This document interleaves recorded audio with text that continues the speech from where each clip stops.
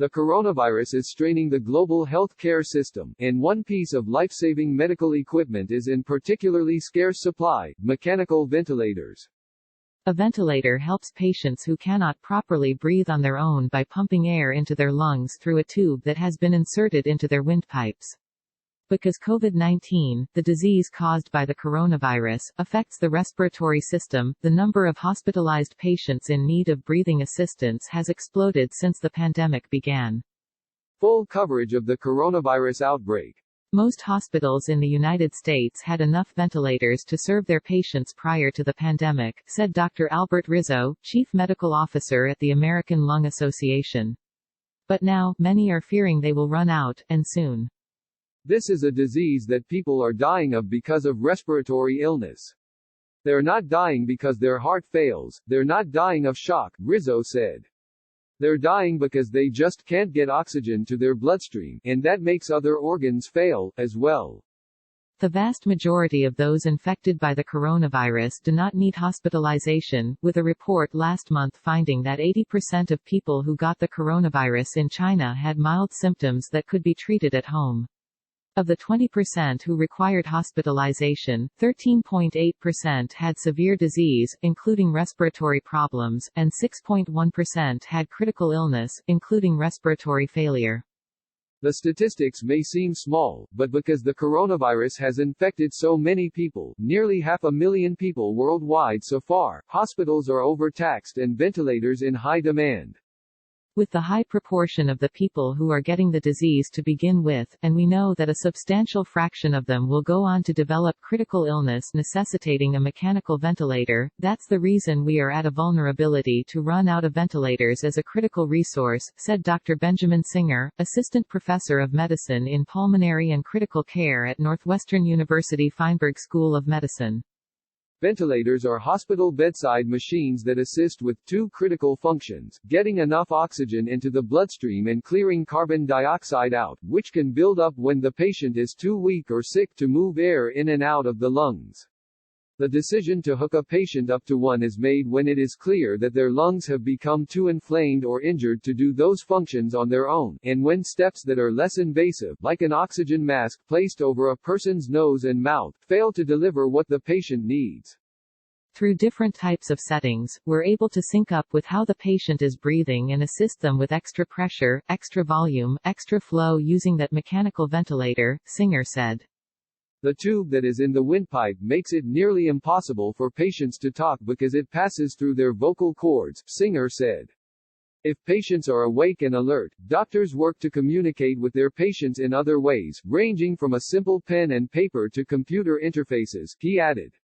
Many patients are given pain management medications while they are on a ventilator, but if possible, doctors try to limit sedation so the patient can be aware of what is happening with their treatment.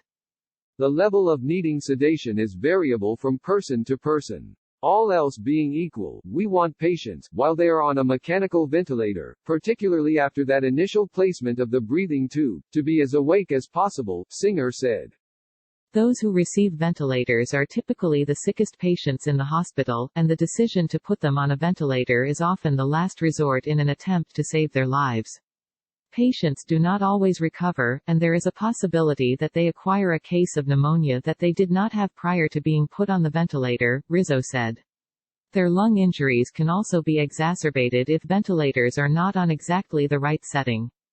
There are also patients who are on ventilators for reasons other than respiratory issues, such as those with neuromuscular diseases including ALS, or patients with brain damage. With illnesses like the coronavirus, which is spread through respiratory droplets, there are risks associated with ventilators for health care providers, too.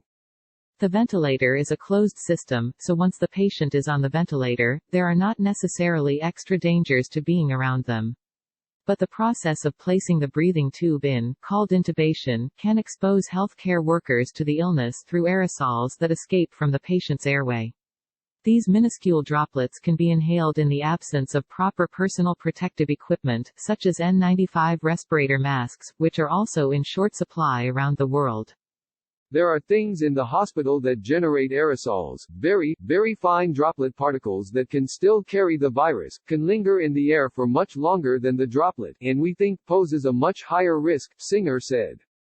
The amount of time a patient stays on a ventilator can vary from days to weeks, experts said. At the Tulane Medical Center in New Orleans, coronavirus patients have typically been on ventilators for 1 or 2 weeks, Dr. Joshua Denson, a pulmonary medicine and critical care physician, said. Very few get better quickly, meaning in fewer than 3 days, Denson said. Once a patient no longer needs a ventilator, the tubing connected to it is thrown out, and the ventilator is used for the next patient after a thorough cleaning. But without enough ventilators in their stockpiles, hospitals could be overwhelmed. In Italy, the European epicenter of the coronavirus outbreak, doctors have been forced to make heart-wrenching decisions about who receives ventilators and who does not, as their hospitals overflow with coronavirus patients. Fearing a similar scenario could happen in the United States, New York Gov. Andrew Cuomo has pleaded for federal assistance securing more ventilators for his state, which has over 30,000 coronavirus cases, more than any other state in this country. The ventilators themselves are only part of what patients with significant breathing difficulties need, said Dr. David Zaz, president of Duke Raleigh Hospital and associate professor of pulmonary and critical care medicine at the Duke University School of Medicine. They also need highly trained staff monitoring them around the clock in the intensive care unit. We could make 1 million ventilators, but do we have enough respiratory therapists that are trained to care for patients on ventilators, and do we have enough nurses that are trained in caring for patients that are critically ill, he said. Download the NBC News app for full coverage of the coronavirus outbreak.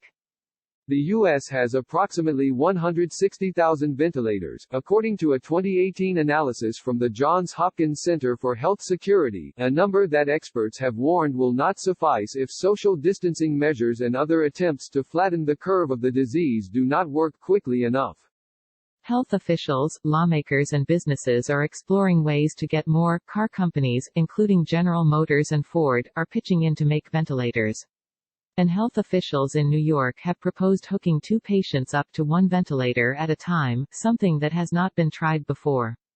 I think there are ways to do that and probably to do it safely. Understanding that how long you want to do that for is a question we're still answering, Zaz said. We are all, as part of our emergency management planning, exploring how we would do things which would not be our typical care, he added. But in atypical times, we need to come up with creative and innovative solutions to try to save lives. Follow NBC Health on Twitter and Facebook.